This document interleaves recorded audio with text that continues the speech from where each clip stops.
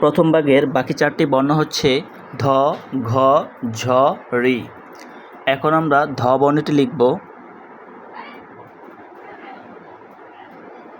তোমরা সবাই একটু খেয়াল করে দেখো। তারপর হচ্ছে ঘ, খেয়াল করে দেখো।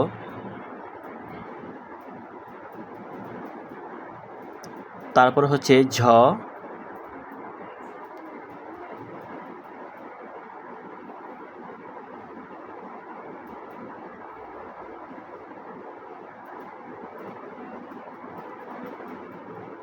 তারপর হচ্ছে রি,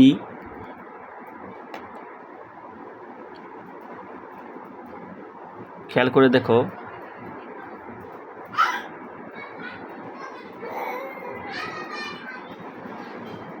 আমি আবারও লিখছি, একটু খেয়াল করে দেখো কিভাবে কোন পদ্ধতি হচ্ছে।